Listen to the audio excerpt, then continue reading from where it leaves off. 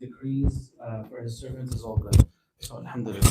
May Allah subhanahu wa ta'ala give us of His goodness. Allahumma ameen. So we were going, we're on the ninth parable, and that one is directly from Ali Imran, Surah Ali Imran. That's the third chapter of the Quran. The topic and the title for today's session is Parables on Truth and Falsehood. So I'm going to try to give you guys a mixture of parables. We're not going to continue in order for the rest of the book. We're not going to do it in order. I'm going to select by theme the things that are most relevant to the title that I chose, Parables on Truth and Falsehood. And there's a number of them in the Quran. Allah subhanahu wa ta'ala teaches us a lot about truth and falsehood and how people react to truth and falsehood in the Quran through the parables and the amthal that He gives. So the ninth parable teaches us how the Quran is the guiding light for believers in navigating between truth and falsehood. So the title for the chapter is Holding Tightly and Firmly to the Divine Rope of Allah. The Quran is described in a hadith as Hablullahil Mateen. It is the very strong and durable rope of Allah Azza wa Jal. And of course, this metaphorical speech gives us insight into what the Quran serves as. You know, just you can imagine someone falling in a deep, dark abyss, and then a rope being extended to this person so that they could emerge from that that deep, dark place. And the only thing that they have to cling on to make sure that they escape is this rope. For the mu'min, that rope is the Quran. That's the description of it in the Quran, and it's also the description of it in the Sunnah of the Prophet sallallahu alaihi wasallam. So inshallah, we're going to read the ninth parable, and we're going to reflect on how the Quran is truly my guide in maintaining truth and avoiding falsehood. And then I'll share with you guys a very beautiful hadith, very profound hadith from Sunan al-Tirmidhi, or Jami' al-Tirmidhi as they refer to it, that tells us how the Quran is Hablullah al-Mateen. Right? So inshallah we're going to read it. I just want to ask our brother Ahmed, Abdul Rahman, if he could read it. Akhi Ahmed Saleh, the other microphone, do you have it with you? This one? If you could please pass it on to brother Abdul Rahman. That way he'll be able to hold it as he's reading, inshallah. Jazakallah khair. And I just also want to ask, can someone please close this door over here? Because I can hear the echo that's coming from upstairs. Jazakumullah khair. So just...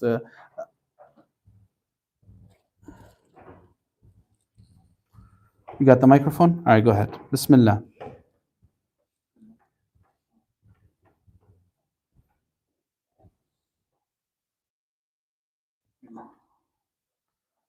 Does it have? Is the light turning on? It's not turning on. That means it needs a battery. Can you come closer to here? Is it perhaps because you're far away? Come closer to the front. See if it makes a difference. No difference.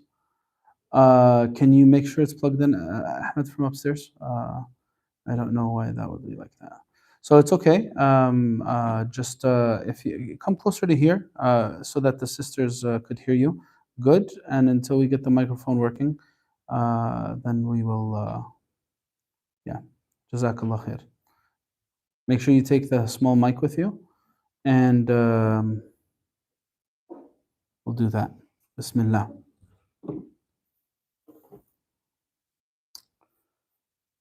Barakallah feek.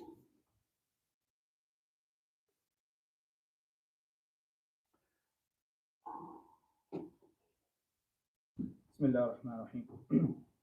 Holding tightly and firmly to the divine robe of Allah. In verse 109 of Surah Ali Imran, Allah Jalla Jalaluhu sets up the very first parable of the chapter by saying, أعوذ بالله من الشيطان الرجيم يا أيها الذين آمنوا اتقوا الله حق تقاته ولا تموتن إلا وأنتم مسلمون. تموتن. تمام تفضل. O believers, be mindful of Allah in the way he deserves, and do not die except in a full state of submission to him. In the following verse, Allah subhanahu wa ta'ala then begins the actual parable. واعتصموا بحبل الله جميعا ولا تفرقوا واذكروا نعمة الله عليكم إذ كنتم أعداء فألف بين قلوبكم Stop. Okay. Stop there. Read the English. تفضل. And hold firmly. And hold firmly to the robe of Allah and do not be divided. Remember Allah's favor upon you when you were enemies. He then united your hearts, so you, by His grace, became brothers. And you were at the brink of a large bit of fire, and He saved you from it. This is how Allah makes His revelations clear to you, so that you may be rightly guided. This verse contains two instances of symbolism within it. The first is found in وَاعْتَصِمُوا بِحَبْلِ اللَّهِ جَمِيعًا, and hold firmly to the robe of Allah. Ahmed, take it and see, make sure it's on the same frequency as the one upstairs. Look at the frequency number. Yeah, Jazakallah khair. So a person, The frequency number is on the inside if you don't know. to a person precariously hanging from a cliff or a drowning person, a rope coming from above signifies that there is an overreaching authority that can save you. For all of us who are precariously hanging and drowning in this world, our authority above is Allah subhanahu wa ta'ala, who says that He has extended His rope for us. Scholars have slightly differed about the meaning of the robe of Allah Jalla Jalal. Some posit that it is Posit. that is the religion of Islam. Some say that it is the Quran, while others postulate that it is the United Muslim Nation. The most precise opinion is that the robe of Allah Jalla Jalaluhu is the Quran itself, which is supposed to be by the hadith in which the Prophet ﷺ said, فإن هذا القرآن سبب طرفه بيد الله وطرفه بأيديكم فتمسكوا به. Indeed, this Quran is the robe of Allah. One end of it is in the hand of Allah and the other is in your hands. So hold on to it. Another benefit of a robe is that it is something that is used to pull yourself up and ascend. Similarly, the Quran is like a robe that can lift you up. The Prophet ﷺ precisely said, by the Quran, He, Allah, raises people up and causes others to go down. Barakallah feek. Let's take a pause there. So you see here the usage of the term parable is very profound when you think about a perilous situation. Now, there's actually another parable in the Quran that uses the concept of a rope as well. I want you guys to take a quick look at verse 15 in Surah Al-Hajj. Take a look at verse 15 in Surah Al-Hajj. If you have Arabic Quran, if that works for you, then use it. If not, if you can also have a translation with you. Turn to verse 15 in Surah Al-Hajj. I don't know the surah number, but what's the surah number for Hajj? 15? All right, there you go. So Surah 15, verse 15. It's not 22. It's 22. All right. So chapter 22, verse 15. Chapter 22, verse 15. Chapter 22, verse 15. You guys all see that? All right. Look at what the verse says. من كان يظن أن لا ينصره الله في الدنيا والآخرة فليمدد بسبب إلى السماء ثم ليقطع فلينظر هل يذهبن كيده ما يغيظ. Now, this verse, if someone has the translation readily in front of them, do you have it, Akhi Abdurrahman, you have it in front of you? Read it for us. Read the translation so everyone can hear it. Anyone who thinks that God will not support him in this world and the next should stretch a rope up to the sky, climb all the way up it, and see whether this strategy removes the cause of his anger. ثم ليقطع فلينظر هل يذهبن كيده ما يغيظ. So here, what does sabab mean? Sabab is translated as cause. But here, what they mean by sabab, what's meant by sabab, and if you go to Tafsir ibn Kathir, you will find he translates sabab as rope. أي بحبل إلى السماء. And then he says ثم ليقطع. So here, it's actually a very elaborate description. If you really think that Allah will not give victory to who? أَن يَنصُرَهُ. Who's who? Who's being spoken about to here? Right? The Prophet ﷺ. من كان يظن أن لن ينصر الله محمدا في الدنيا والآخرة. If you think that Allah won't give victory to Muhammad, then extend the rope to the heavens and choke yourself with it. That's one of the interpretations. ثم ليختنق. But there's another interpretation. What's this other interpretation that that Ibn Kathir mentions? He says, أي ليتوصل إلى بلوغ السماء فإن النصر إنما يأتي محمدا من السماء ثم ليقطع ذلك عنه إن قدر على ذلك. Look at this. Pay attention to this. This second interpretation is what's more in line with what we're speaking about.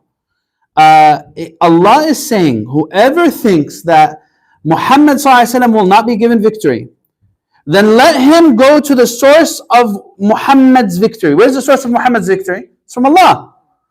Where does revelation come? It comes from above. If someone is capable of cutting off revelation and divine aid from Muhammad ﷺ, let him try to do it. That's what Allah is saying here. So the sabab here, which means rope, that's being extended to the heavens, is actually metaphorical, referring to what? Referring to, what is it referring? You guys all following along with me? You guys all following along with me? What? You're not? This rope is metaphorical. It's referring to revelation. Because the revelation that comes to Muhammad from Allah is what will give him victory. No one can stop that. So he says here, let this person try to extend a rope to the heavens so he could get to the heavens, because the victory comes to Muhammad from the heavens. Go ahead. You want to stop victory coming to Muhammad? Climb up to the heavens and cut off revelation, because that's what is going to give support to his prophet. It's Allah's aid to his prophet. So you see here, in the verse that we are explaining, the rope is the Quran.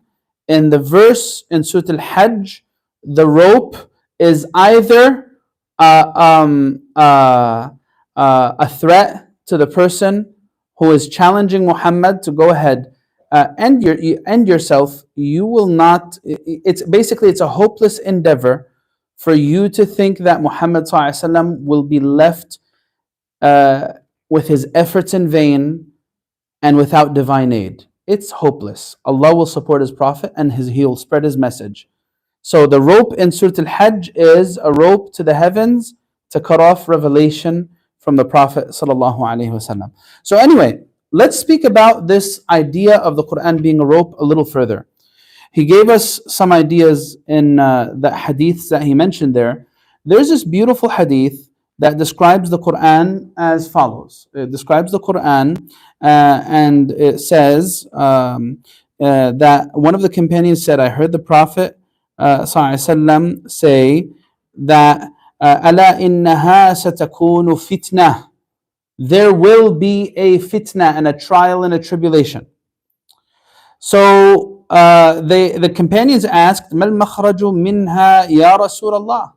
What's the way out of this fitna? So then he said to them, Kitabullah, the book of Allah. And then he describes it like this. فِيهِ نَبَأُ مَنْ كَانَ قَبْلَكُمْ. In it is the news of those before you. وَخَبَرُ مَا بَعْدَكُمْ. And in it is the news of those who will come after you.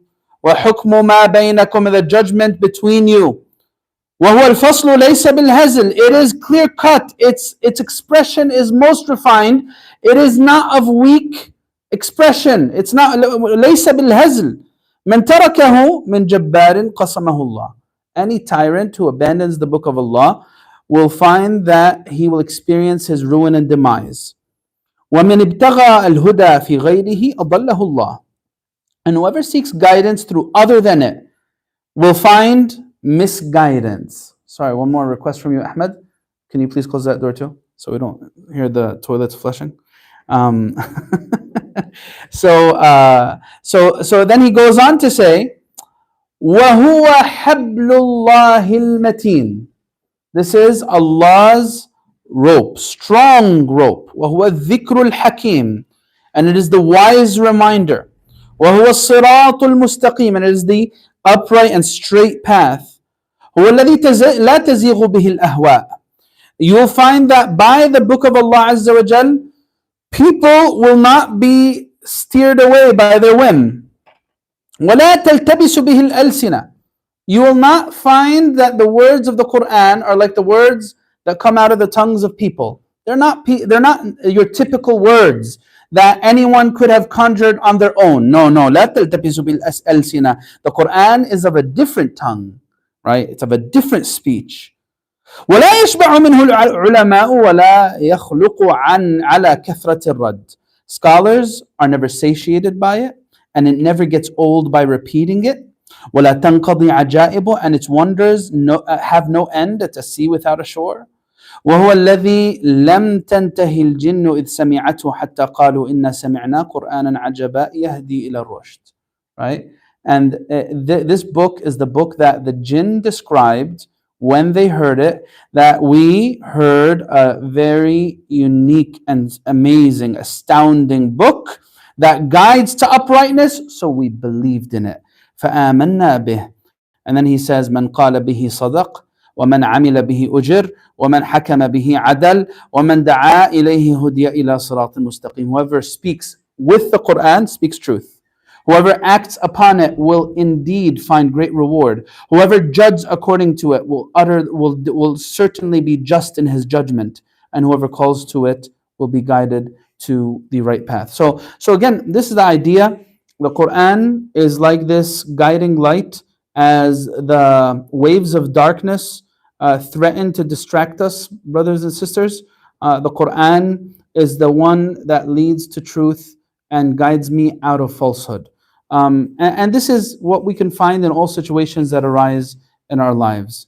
And this idea, the rest of the verse actually interestingly says, look at this. If you go to page 72, the rest of this verse that's in this parable says, وَكُنْتُمْ عَلَى شَفَى حُفْرَةٍ مِّنَ النَّارِ فَأَنْقَذَكُم مِّنْهَا.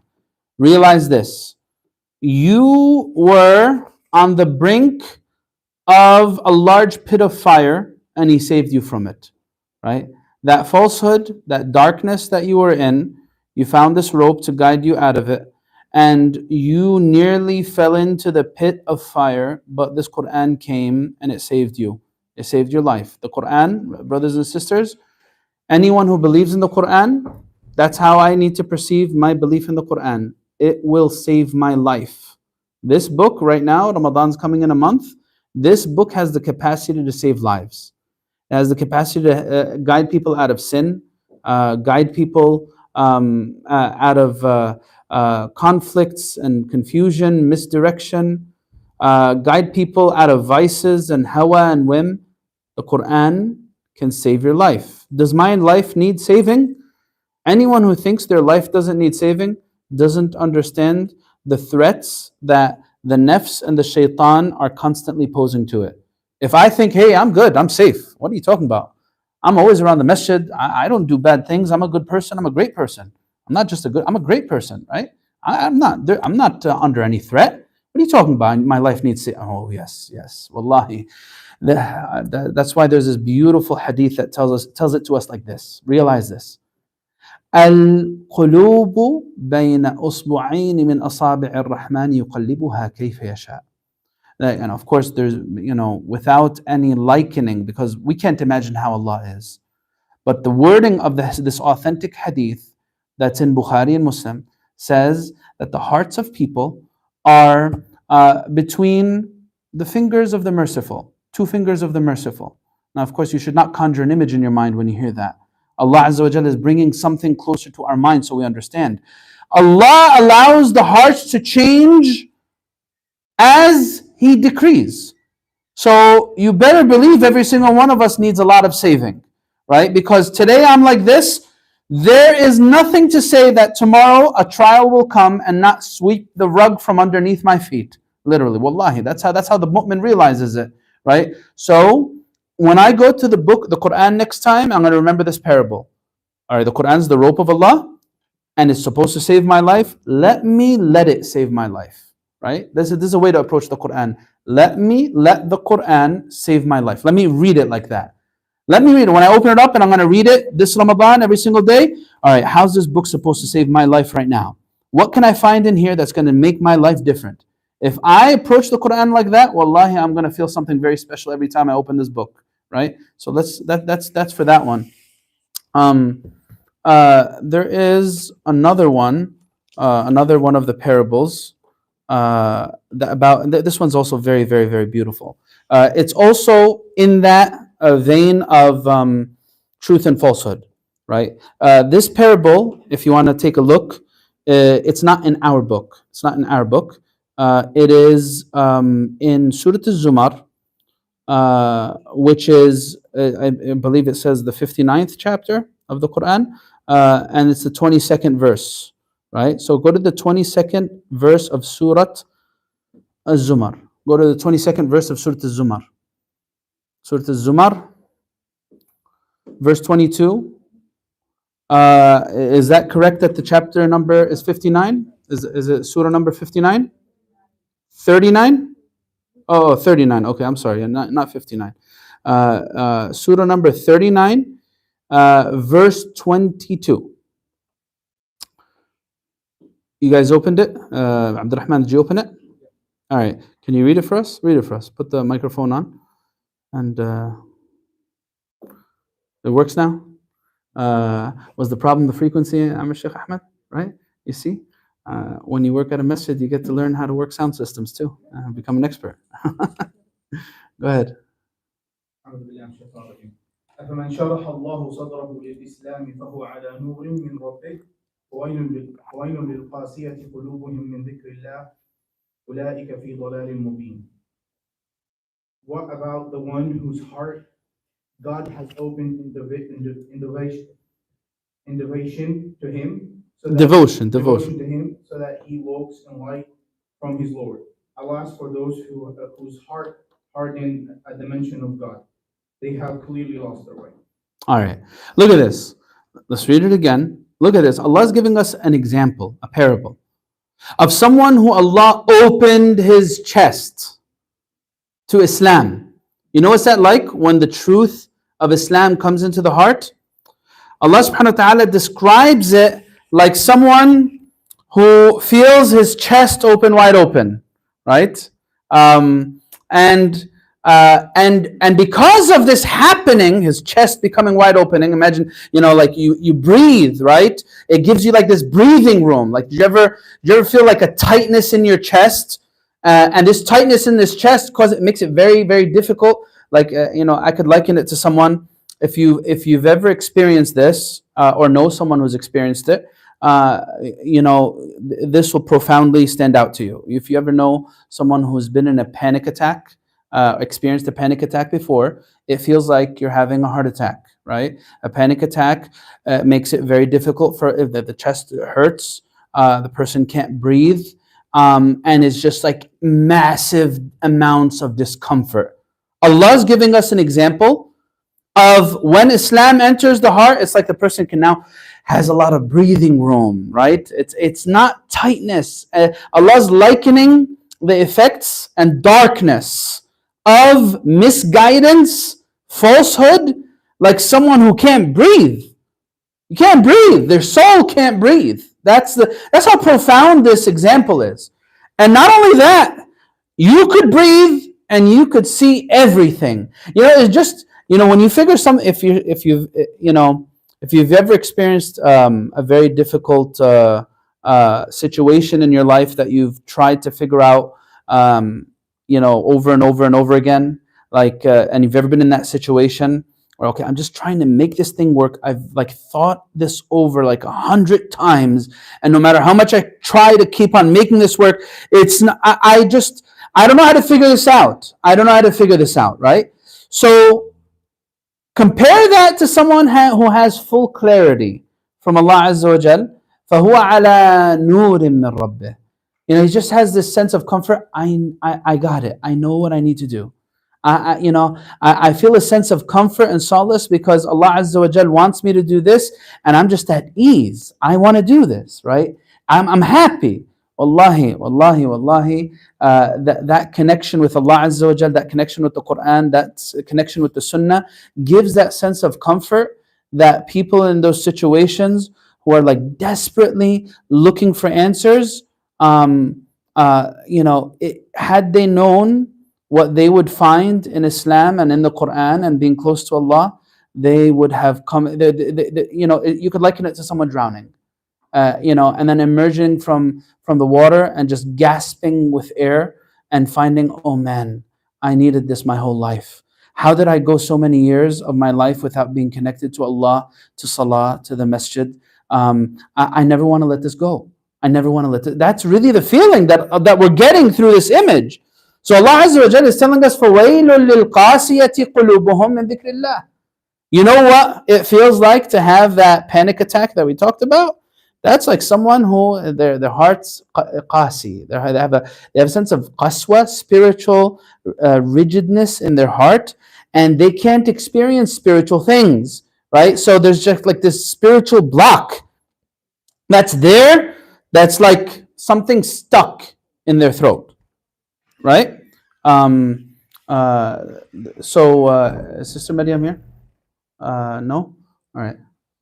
Can you tell him to lower his voice, please? In the kitchen. Radwan. Jazakallah khair. I get distracted from noises when I give talks. So that's, there's actually another example. I want you guys to look at this one too. This one is in the same line right there. Ahmed, did you go or was it someone else who went? Okay, Jazakallah khair. Tamam. So if you look at Surah Al-An'am,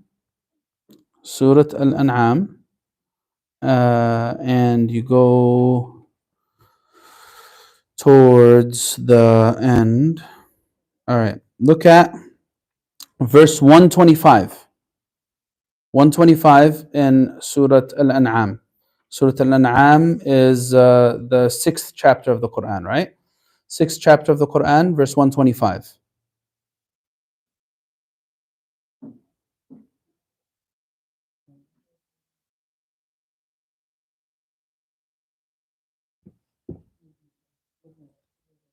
You there? Go ahead, read it.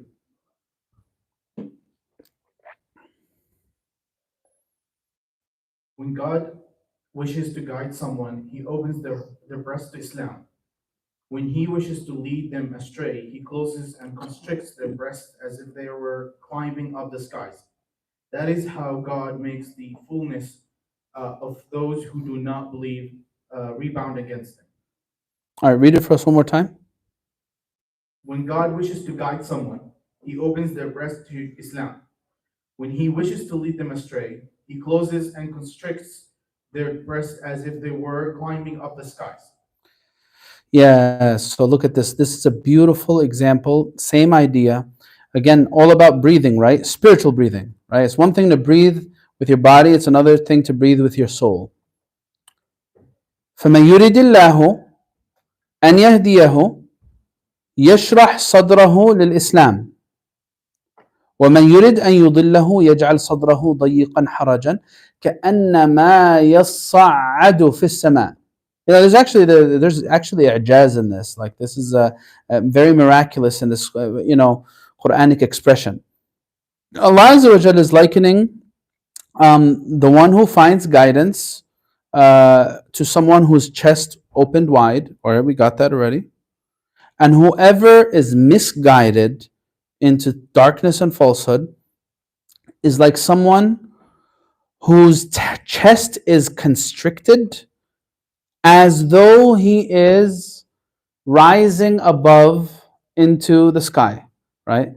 Now, did they have the ability to rise above in the sky during the time of this revelation? Like, how on earth would they have the capacity to understand the difficulty that you would have in breathing in high elevations? the difficulty you'd have in breathing, and not only that, the difficulty it would be for your body in general. Like you've ever gone really high up, really fast, like some people who don't do good with travel by airplane might experience this, like right, your ears are starting to pop, and it's starting to affect your body when you go up very high. Right? Imagine then if you try to breathe at very high altitudes, tens of thousands of feet above the ground, it's not easy, right? So, subhanallah, how would they have known this?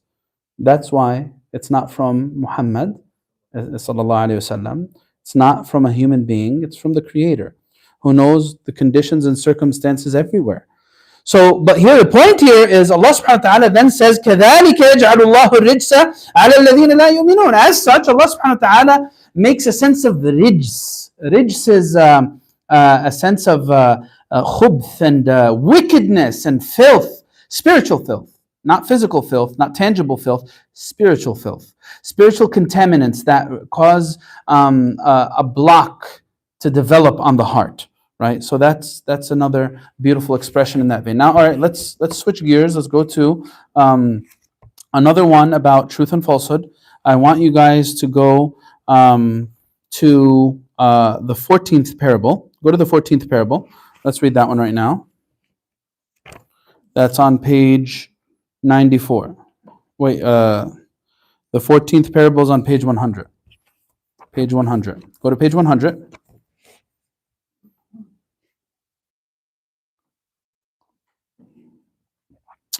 All right, go ahead. You want to read it for us? Yep. The eternal truth prevails against falsehood.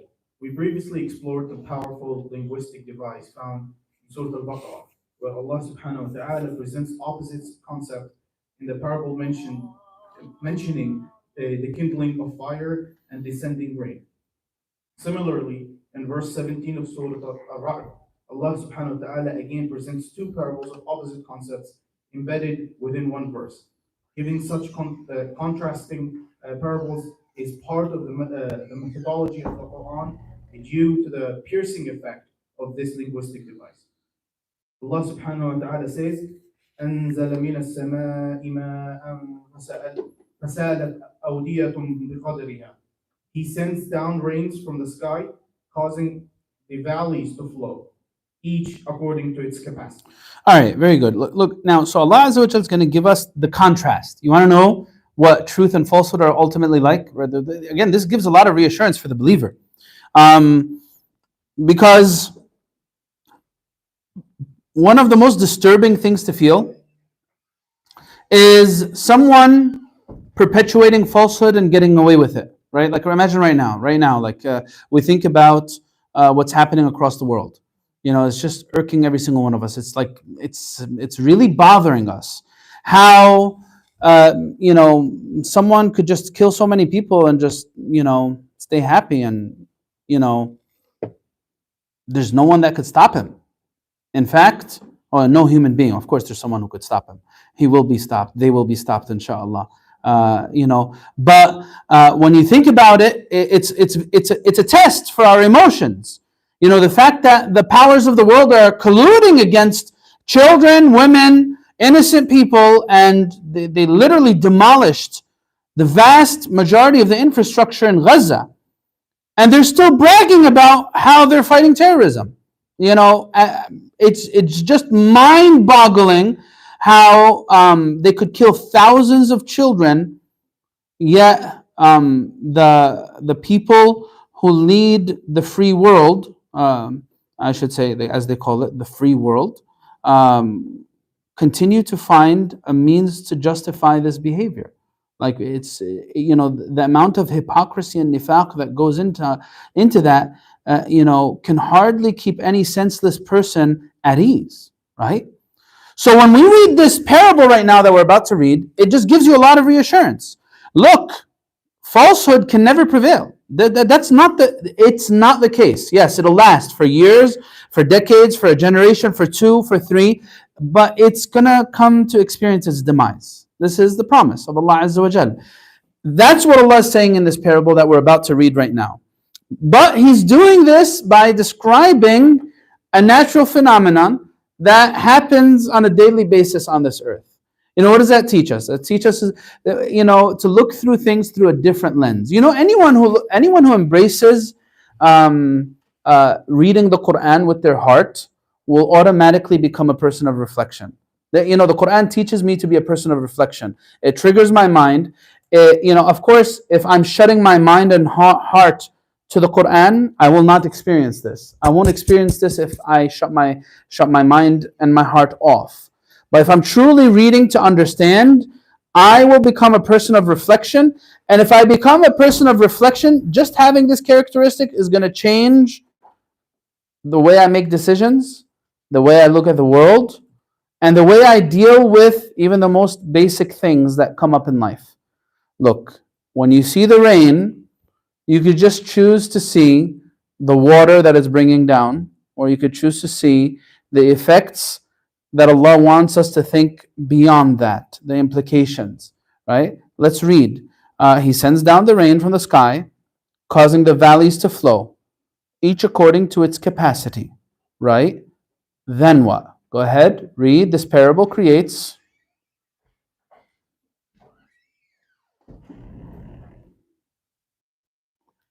This parable creates the mental image of rain falling from the sky upon mountains during the monsoon season.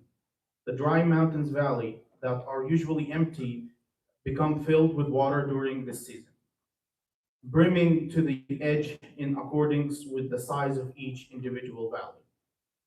فاحتمل السيل زبدا رابيا.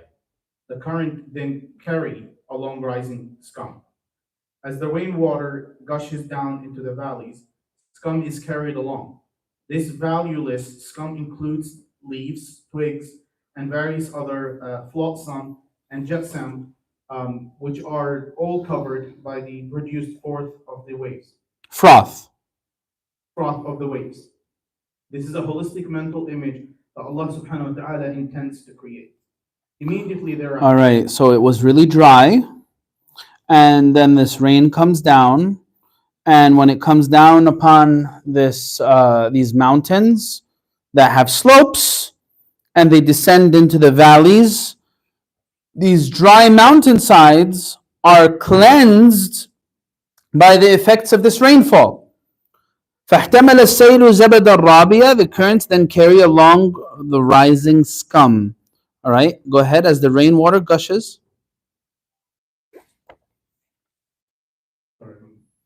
As the rainwater gushes down into the valleys, scum is carried along. It's right under it's in the middle of the page. As the rainwater gushes down into the valleys, scum is carried along. This valueless scum includes leaves, twigs, and various other flotsam and jetsam. Okay, so that's why you got confused. You read that paragraph already. Immediately thereafter, Allah mentions. Immediately thereafter, Allah mentions a related parable regarding fire. ومما يوقدون عليه في النار ابتغاء حلية أو متاع زبد مثله. Similar to the slag produced from the metal that people melt in the fire for the ornament or tools. Just as residues of scum and froth are produced as a result of water flow in mountain valleys, residues of slag are produced in furnace when raw materials such as gold or silver are placed into it. Oh, what? Okay, so where is this taking me now? Allah is telling me that the rainwater does something to the earth, this blessed rainwater. Rainwater, we love rainwater, by the way, right? وَأَنزَلْنَا مِنَ السَّمَاءِ مَاءً مُبَارَكًا, right? Some people, when they think of rainwater, they think of negative things in it. Oh, it's acidic. What do you mean? Rainwater is not good. It's not good for you to be out in the rain. That water, if it's on your body or it's on something, it's going to, bring the acid with it because it's acidic. No, we make it acidic because there's so much pollution in our cities. The rainwater itself is pure, blessed.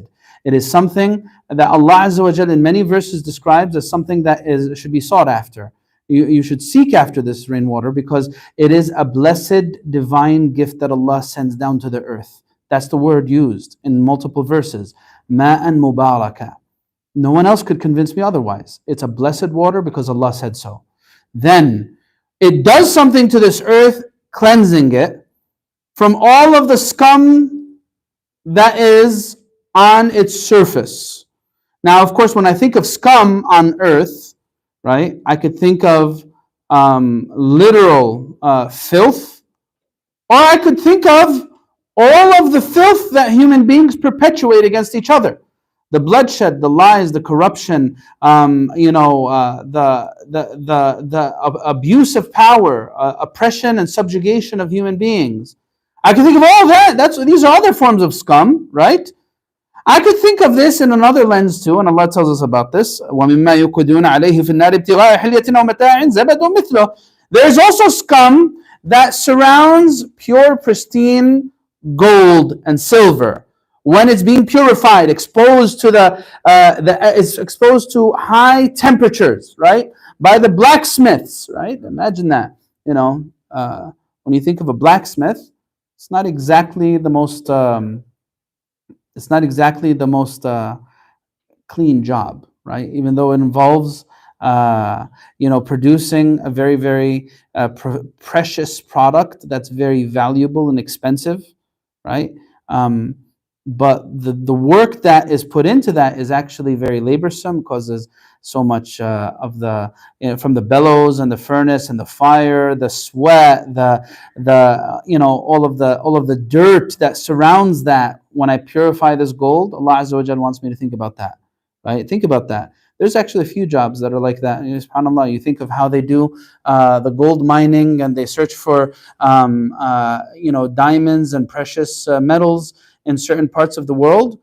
You'll find that the people who are actually doing the labor and getting that stuff out are actually in abject poverty. The people who are extracting diamonds and gold mining and all that, they're in abject poverty, and their bodies actually are deeply affected by the elements they're exposed to from doing this type of work. It's known. Go read up on it. So anyway, but that's a different story. Allah wants us to think about how you find right next to this gold, this silver, all this kind of scum and filth. What are people going to keep? The scum and filth that's in the blacksmith's shop, or the pure gold that he ends up producing, the pure metal that he ends up producing, right? And what are they going to take? They're going to take the pure metal, right? So anyway, let's go read on. After reading these two parables, we are left wondering of their relevance and the key message that Allah subhanahu wa ta'ala is attempting to deliver to us through them. Clarifying this, Allah subhanahu wa ta'ala says, كَذَلِكَ يَضْرِبُ اللَّهُ الْحَقَّ وَالْبَاطِلَ. This is how Allah compares truth to falsehood. These parables gives us an example of truth versus falsehood. How is this done? فَأَمَّا الزَّبَدُ فَيَذْهَبُ جُفَاءً. The worthless residue is then cast away. The valueless upper residue of the flowing valley water, and the furnace will eventually be rid of and cast away, even if it may or originally seem like an unalluring and integral part of water flow. وأما ما ينفع الناس فيمكث في الأرض. But what benefits people remains on the earth. As for that which benefits mankind from the flowing water and furnace, this is what will remain. In this parable, Allah subhanahu wa ta'ala is comparing rain to the guiding Quran. This divine revelation, rain descended upon the valley of people's hearts, similar to the valleys. As such, heart is unique in terms of depth, width, and absorption. The reaction to having this divine rain poured upon it will differ from heart to heart. Some hearts will fully absorb to the brim, some will slightly absorb, and some will not absorb any water at all. This is corroborated by hadith in Sahih al-Bukhari, where it is mentioned that the Prophet ﷺ said, the example of that which Allah has sent me with this like that of descending rain. Some soils are fertile, so it will absorb the rain, whilst other soils are flat and barren, so it will reject the rain. All right, so here there's a lot to reflect on here. These are golden words in the Quran. وَأَمَّا مَا يَنْفَعُ النَّاسِ فَيَمْكُثُ فِي الْأَرْضِ. This is manhaj haya. Look, this is a way to live by. This is a principle to live our lives by. Know for certain that falsehood will not reign supreme. That which is false is like the foam and the scum, the filth that is carried away by the flood waters, right? Just as the scum, the filth that surrounds gold, silver, and other precious metals, when they are purified by exposing them to high heat, all of that is cast away. It doesn't stay. It doesn't stay. It's not gonna, because it doesn't, that's not what truly benefits people. Now, of course, when these floodwaters subside, right, and they cause all the damage that they may, right, what's going to be in the place of that?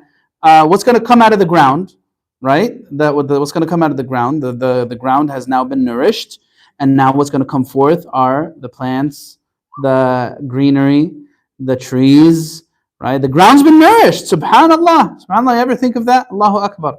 Allahu Akbar. People will do whatever they're going to do on this earth. Sometimes natural disasters happen and they destroy everything in their way. And then you find that Allah brings life to the lifeless, like this barren land, or this area that's in ruins. Like if you've ever seen the ruins of previous nations, like now people, they go visit the ruins of the Roman Empire, ولا مش عارف إيه. All of that is gone. The buildings are gone. What human beings built, that's gone. And then you find the grass growing in the same place, the trees growing in the same place that once human beings lived and thrived in. Allahu Akbar. So Allah's power, Allah's ability, what really benefits the earth, that's what's going to remain, that's what's going to stay after the effects of human beings are gone. Now, the Prophet ﷺ tells us people are the same way. Look, this hadith tells us what? That people, in terms of the way they take in knowledge, are like three different types of land. There's one type of land that's very fertile. It takes in the knowledge, takes in the nur, the guidance, and then it produces what? It produces that which benefits people. It gives back, right? It produces plants, trees, fruits, and then it gives back. And then there's another type of land that is like a container for this water, all right? It doesn't benefit itself. Like the water, the ground itself does not benefit from the water. It's just a container, right? It's been filled up now, and others can benefit, but the ground itself is not benefiting, right? That's like someone who has been blessed with knowledge, but they don't benefit from it themselves. May Allah not make us like that person, right? Someone who carries goodness to others, but they cannot benefit with it themselves, right? They cannot benefit with it themselves. All right. And then the third type of land is like that land that cannot contain the water, and also the ground does not benefit. That cannot contain the water, and the ground does not benefit. Tamam. So, and that's just basically like, all right, so it's going to go into the ground, and it's just going to make mud. It's going to make a messy effect, but it's not going to benefit people, and the ground itself isn't fertile, so it's not going to benefit itself. Right? So these are the three types of land that Allah Azza wa Jal gives us in this example. There's another example that I would give you guys. All right, so we went over this one. All right. I like this verse. This is one of my favorite verses. So this verse is in the end of Surah Ash-Shura. You guys could go to Surah Ash-Shura. It's the chapter number 42. Go to chapter 42, and it's verse 52. So Surah 42, verse 52. Surah 42, verse 52. Ma'alish Shaykh Ahmed, I'm going to make you run around a lot. You see those doors that are upstairs? I have a smart idea. If we close them, I think the amount of echo that would come down is going to be less. So just close those doors upstairs. Sorry, we should have done this before, but it's good. We're thinking of solutions on the go. Just close them all the way, huh? Jazakallah khair. So chapter 42, verse 52. You had it? Go ahead, read it. Bismillah.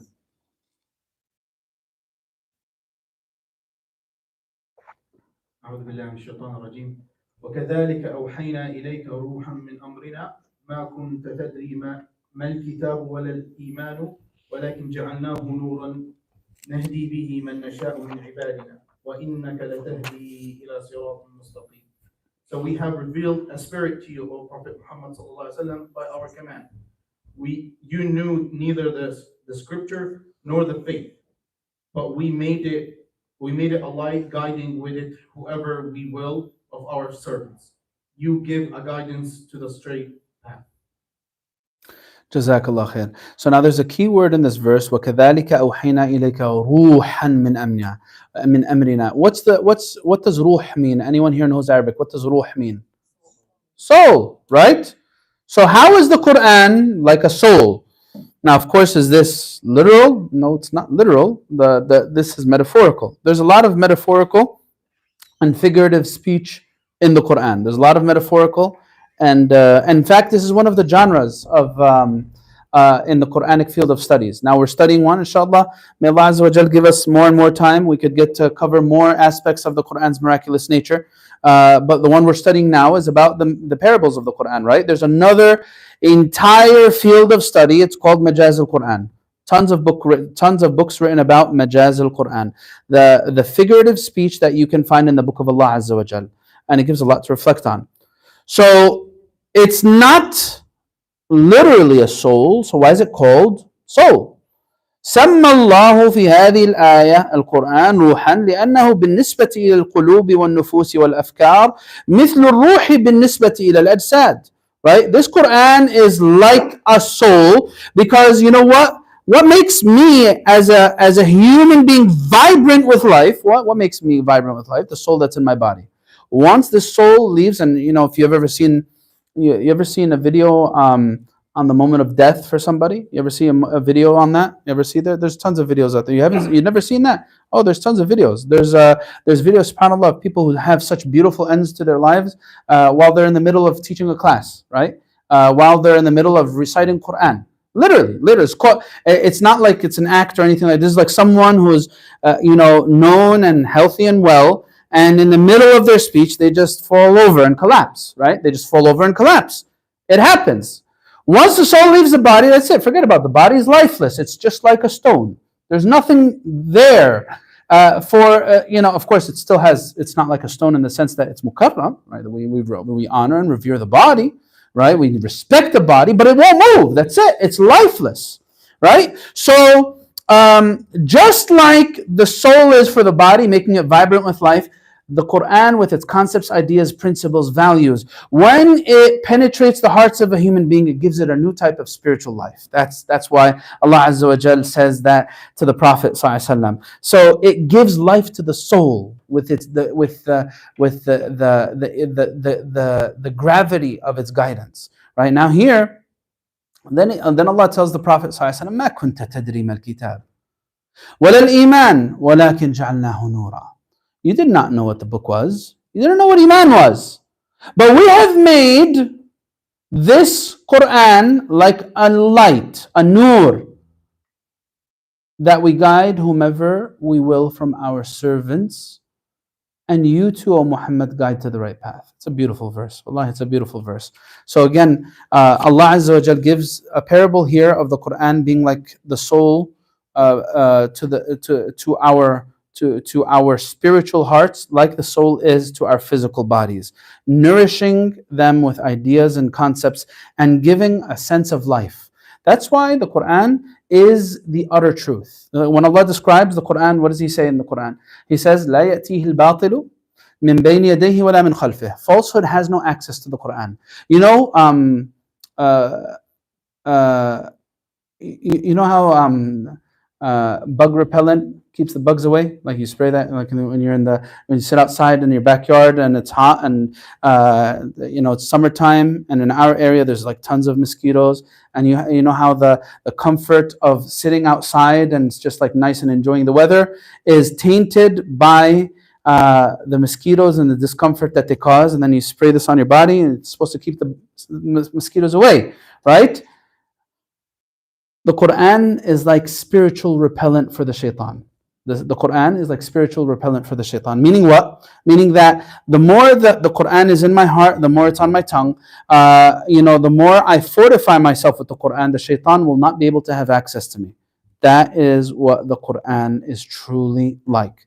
Quran is this spiritual repellent to the influence of the shaitan. Right? That's why it is the book of utter truth. The book of utter truth. People of falsehood will not find their comfort with the Quran. Right? Now let's go through another one that's here.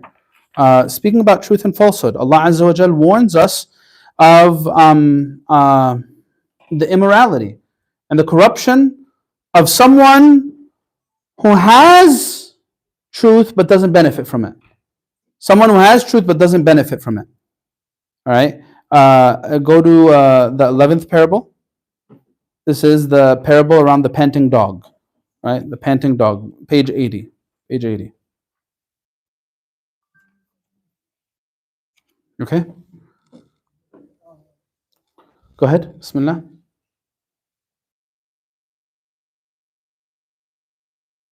Chapter 11, the panting dog, a warning against the immoral and corrupt scholar.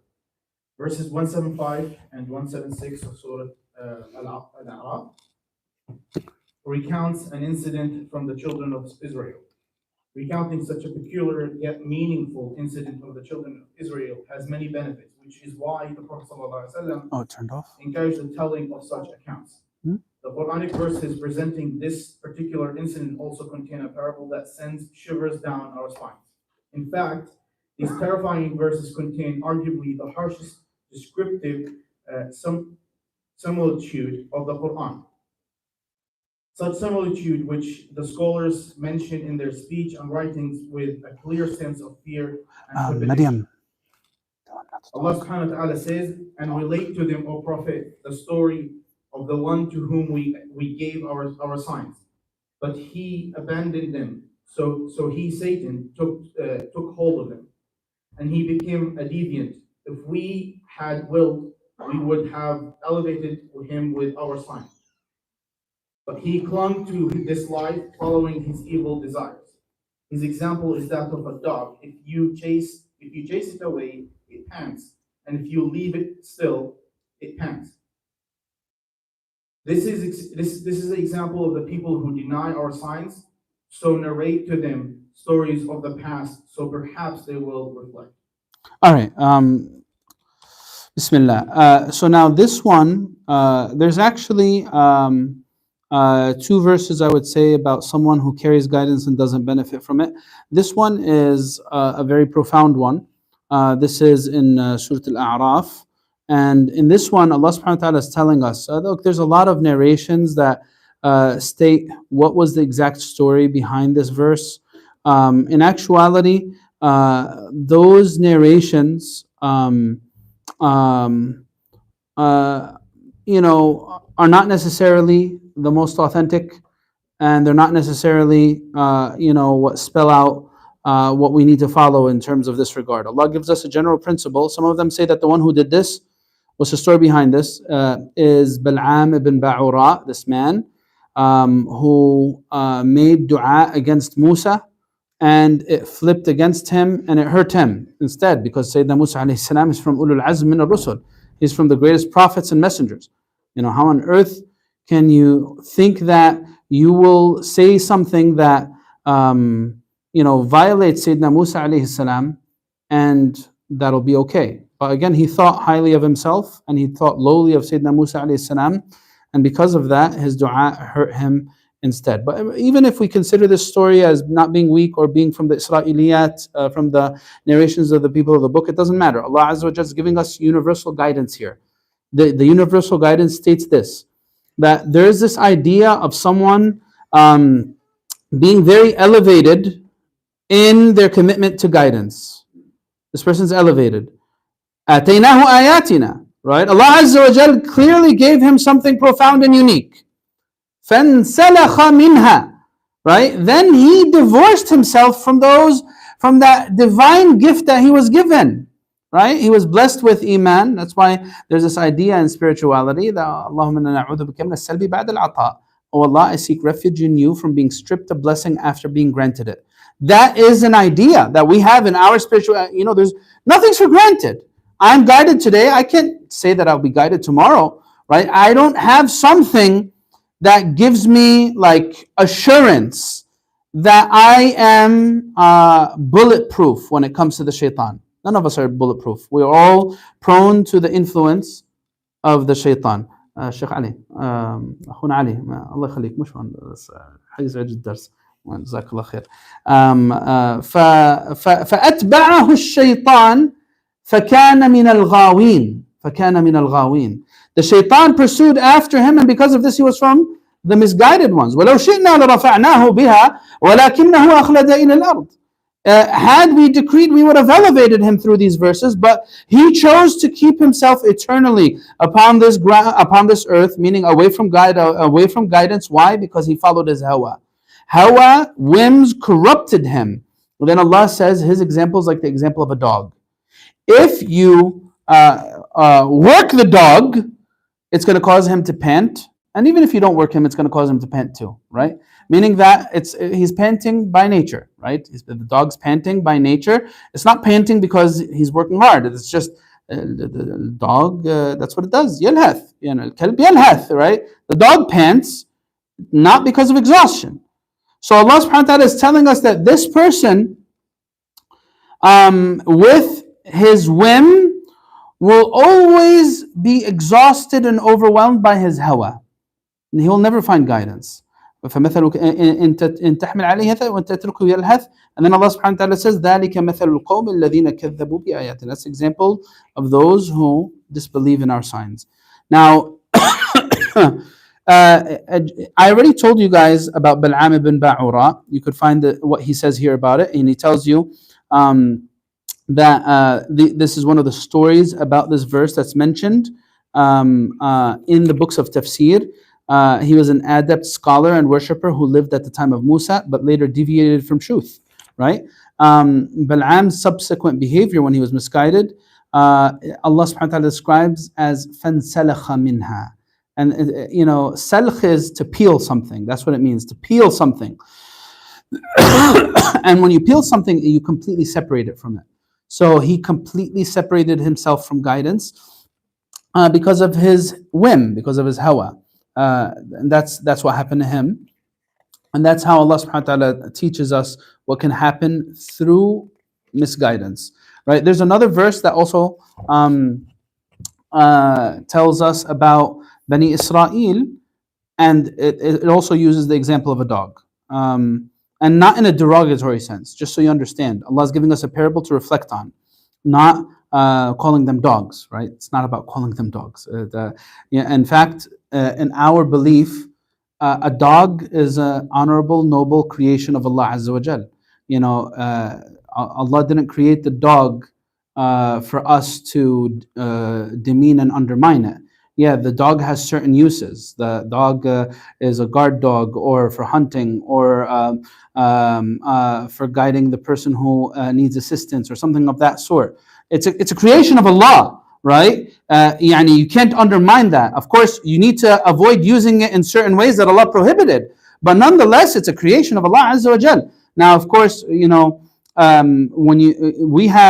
we use this in a different way than the Quran's using it. When you call someone a dog, you're not exactly praising them, but the Quran's not trying to do that. It's trying to make us think about a meaning in the way the dog operates. Let's go to Surah Al-Jumu'ah. Sorry, it's not the example of a dog, it's an example of himar. What am I saying? Himar. So that was the dog, that's in Surah Al-A'raf. In Surah Al-Jumu'ah, it's about the himar. Same thing, same idea though. A himar, a donkey, is a creation of Allah Azza wa Jal.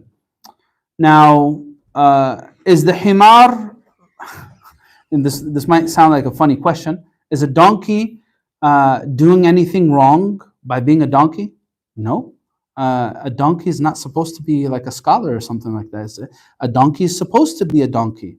When a donkey makes the sound a donkey makes, it's not offensive, right? It's not offensive. When the donkey makes it sound, it's natural, right? A donkey is supposed to function like that, right? But Allah subhanahu wa ta'ala wants us to think about a meaning in the donkey, right? A meaning in the dog, a meaning in the donkey now. Look at this. Surah Al-Jumu'ah, verse 5. Surah Al-Jumu'ah, verse 5. And this tells us, this is another parable about truth and falsehood. When it comes to, being a carrier of truth, I'm either going to benefit from this truth or I'm not going to benefit from it. And Allah Azza wa Jal speaks to us through this parable how egregious a mistake it is to carry truth but not benefit from it. Right? So let's read it. Verse 5, Surah Al-Jumu'ah. What surah number is that? 60? 62. Good job, mashallah. Allah bless you. All right, go ahead, read it. أعوذ بالله من الشيطان الرجيم مثل الذين حملوا التوراة ثم لم يحملوها كمثل الحمار يحمل أسفارا بئس مثل القوم الذين كذبوا بآيات الله والله لا يهدي القوم الظالمين. Those who have been charged to obey the Torah but do not do so are like donkeys carrying books. How base such people are who disobey God's revelations. God does not guide people who do wrong. Tamam. All right. So here, look, in this verse, Allah speaks about the donkey carrying, right? There's another verse that tells us when ankar al-aswati la sawtul hamir, the donkey making a noise, right?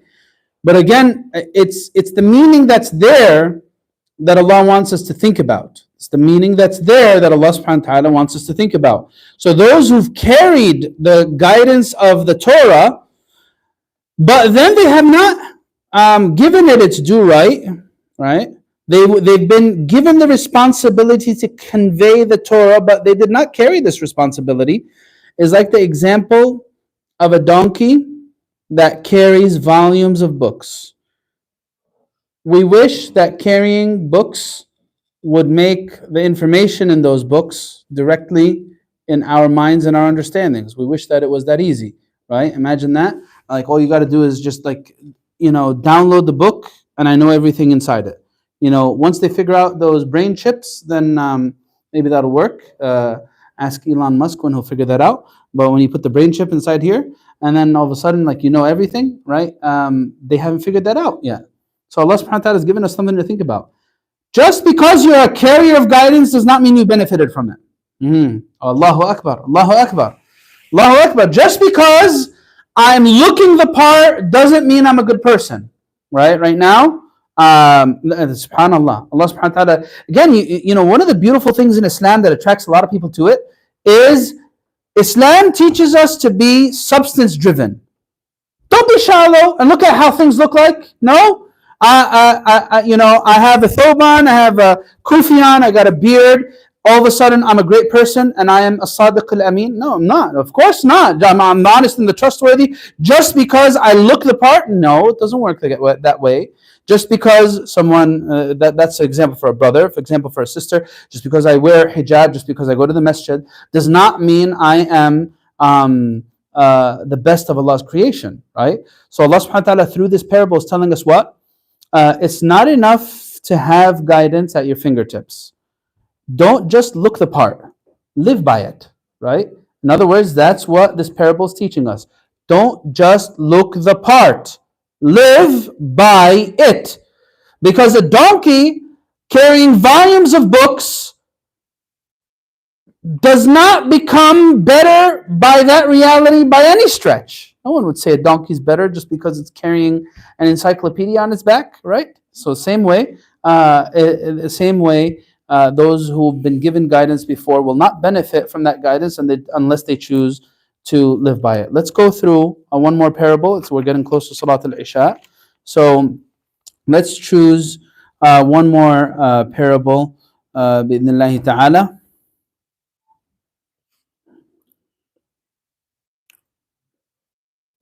All right.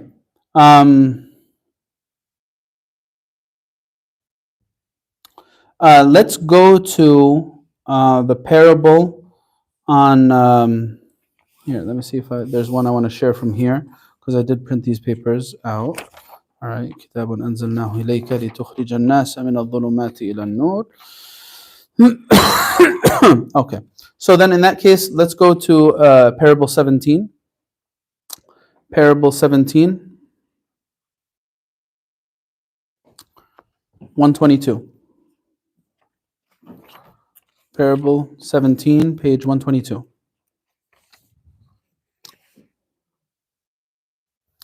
All right, this one is actually there's actually one that's very, very involved. It's a very beautiful parable. What we'll do is we'll start it, and if we need to pause in the middle of it, we'll continue it next time, inshallah. Go ahead. The true faith manifested, the parable of the good tree. Right? Let's do it. In the previous chapter, we explored the beautiful parable found in verse 24 of Surah Ibrahim from one paragraph.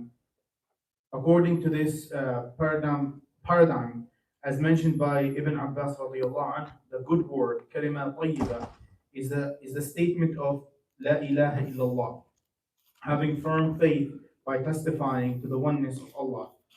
أَلَمْ تَرَى كَيْفَ ضَرَبَ اللَّهُ مَثَلًا. Have you not seen how Allah has set forth a parable? كلمة طيبة كشجرة طيبة أصلها ثابت وفرعها في السماء. A good word is like a good tree whose root is firm and whose branches are high in the sky. In this chapter, we will explore the parable from a second paradigm that has been presented by many scholars, such as Ibn al-Jawzi, rahimahullah, and the famous exegete Ibn Ashur. They posit that the good word, kalima tayyiba, is the good speech of Allah subhanahu wa ta'ala himself, the Quran. Thus the Quran is like a beautiful tree that roots itself deeper in the heart, the more it is recited, causing faith and love for the Quran to exponentially grow. أصلها ثابت, whose root is firm, وفرعها في السماء, whose branches are high in the sky.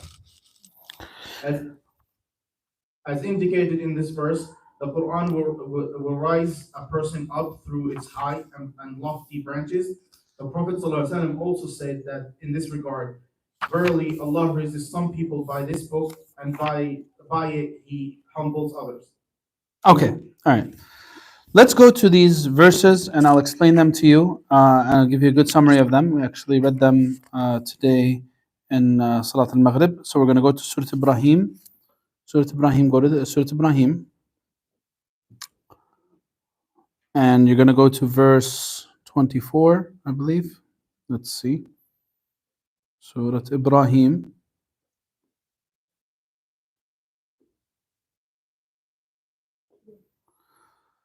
Bismillah. Surah Ibrahim, verse 24. And in these set of verses, Allah Azza wa Jal gives us two examples. It says, أَلَمْ تَرَ كَيْفَ ضَرَبَ اللَّهُ مَثَلًا كَلِمَةً طَيِّبَةً كَشَجَرَةٍ طَيِّبَةٍ أَصْلُهَا ثَابِتٌ وَفَرْعُهَا فِي السَّمَاءِ. Allah gives us an example of a good tree and a bad tree.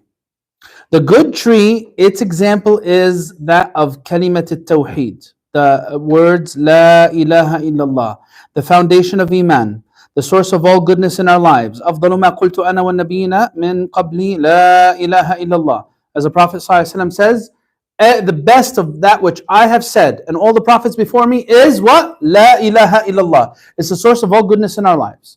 Right? Without La ilaha illallah, I would not have any foundation for spirituality in my existence altogether. Because all of this is by this divine link with this recognition that Allah is my Lord and He's the one worthy of worship and He has no associates, He has no partners, He is the wise, He is the merciful, He is the all-knowing, and He has the greatest attributes altogether. So, La ilaha illallah is this kalima tayyiba, this pleasant word. Its example is like a pleasant tree. What does this pleasant tree look like? كَشَجَرَةٍ طَيِّبَةٍ أَصْلُهَا ثَابِتٌ. Right? Its roots are deeply rooted in the ground. وَفَرْعُهَا فِي السَّمَاءِ. Its branches are high above. High above. تُؤْتِي أُكُلَهَا كُلَّ حِينٍ بِإِذْنِ رَبِّهَا. And this tree continues to produce and bear fruits at all times. It's constantly producing by the will of its Lord. And then Allah subhanahu wa ta'ala says, وَيَضْرِبُ اللَّهُ الْأَمْثَالَ لِلنَّاسِ لَعَلَّهُمْ يَتَذَكَّرُونَ.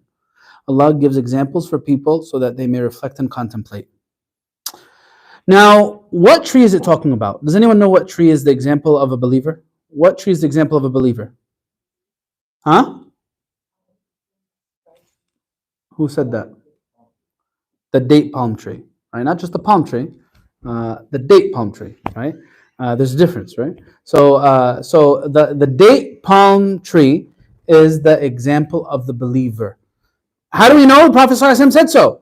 The Prophet ﷺ asked the companions, "Anbi'uni an shajaratin mathaluha mathalul mu'min." Tell me about a tree. Its example is like the example of a believer. So then the companions began listing out different types of trees, and they didn't get it. So when they had no answer, the Prophet ﷺ told them that it is shajaratun nakhil. It is the date palm tree. The date palm tree. And what's unique about the date palm tree, there's a lot of things that are unique about it. Are all dates the same? Are all dates the same? Answer? No, right? They're not all the same. The ones you get from California are nothing like the ones you get from Medina, right? No offense to California, but it's not like Medina. Medina dates is special, right? Special dates from Medina. And then when you go to Medina, is there one type of dates? Is there one type of date? No, of course not. There's a lot of different types of dates, right? And people who are really, really into dates will tell you there are really expensive dates and there are really, really cheap dates, right? There's options, right? So what makes a date special and unique and what makes it very typical and average? Well, it depends on what was put into nourish, what ground was it rooted in? That's going to affect it, right? So how fertile was the grounds the date palm tree was in? Then what else? The climate. What was the climate like? And then, all right, how well was it taken care of? All of this is going to fit. Same thing, by the way, for what? So we have date palm trees. What's the other thing that's very close to it? Huh? Olive trees. Olive trees, right? People are really into olive trees. Like, especially many you'll find it a lot in Palestine, across Palestine, and in other countries as well. But Palestine has the best olive oil. No offense. No, I'm just kidding, guys. Anyway, so even in Palestine, people who are really into harvesting olives and getting the olive oil out will tell you not all olive oil is the same, right? It'll differ based on where it is. Is it in the northern part or in the southern part? Well, what was the weather like and how was it taken care of? And was it exposed to sunlight? Was it not? Or how fresh is it? Is it from this year or last year? And you're going to say there are certain features that make the olive oil very special. Does it have that burning taste to it? Does it have a certain color to it? Was it mixed with anything else? Do people mix things with olive oil? Sometimes they do, right? Because if I sell all the pure olive oil, I'm either going to sell it for really expensive or I'm going to miss out on a lot of money. So if I mix it in with a few things here and there, I'm going to be able to make more money, right? Maghshush, right? So there is this idea of not being fully honest and trustworthy when it comes to olive oil. Anyway, I don't mean to digress too much because it's Isha time. But what makes a tree different? A lot of things go into that. How was it taken care of? What was the grounds like? What was the climate like? Same thing for Iman. Not all Iman is the same. Abadan. Not all Iman is the same. What was put into nourishing that Iman? Was it the Quran? Was it the Sunnah of the Prophet ﷺ? Was there patience in enduring trials? What characterizes my Iman? What makes it mature? So it's not all going to be the same. Abadan. It's not going to be all the same. So the thing about the date palm tree is it doesn't produce fruits right away. But when it starts producing fruits, it produces it for the duration of its life. The other thing that's unique about the date palm tree is it endures very difficult climate and terrain. And it has consistency to it. Same thing, the believer has the capacity to endure very difficult trials in life, and the believer has a consistency to him or her. Right? So it's another parallel with date palm trees. Date palm trees, by the way, now not in our times, we can't imagine using this. We're not going to use, imagine if the masjid decided we're going to make our roofing from date palm leaves, right? I don't think that would find a very big appeal, especially in our type of area, really cold, مش عارف إيه. But once upon a time, they used every single part of the date palm tree. The Prophet ﷺ's masjid, the trunks of the date palm tree were the walls of the masjid, right? And they used the leaves of the date palm tree, and they would use it in their building. They would even use it for their footgear, and they used every single part of the date palm tree, right? Full nafa' and benefit. That's how it was, right? So the example of the believer is there is this consistency. there is this durability, dealing with difficult, and then there is this there is this full benefit. They also benefit from the shade. They benefit from the fruits. They benefit from everything about the day palm tree. So that is example Allah Azza wa Jal gives us here. The last verse, تُؤْتِي أُكُلَهَا كُلَّ حِينٍ بِإِذْنِ رَبِّهَا. That's example of Iman. Iman is utterly beneficial for the person and for everything around him. Wallahu a'lam. This example about trees, we need to come back to it next time. There's a little bit left to mention about it. The 16th and 17th parable are a continuation of each other, by the way. So, we're basically almost done with them. There's just a little bit more to mention. I'll start off the next class with mentioning what remains about the trees, and then we'll go to the next one after that. By the way, I just want to remind you guys, if you haven't registered, next Sunday we have an intensive here in the masjid, the beginning of guidance, Bidayat al-Hidayah. It's a book by Imam al-Ghazali, and it explains the etiquette of acts of obedience, and the etiquette in avoiding sin, and the etiquette in dealing with Allah and with dealing with people. It's a beautiful book. It's a very nice book. It's a good spiritual primer in getting ready for Ramadan. So if you want to join us, register. When you register, by the way, you'll get the book and you'll also get lunch with that as well.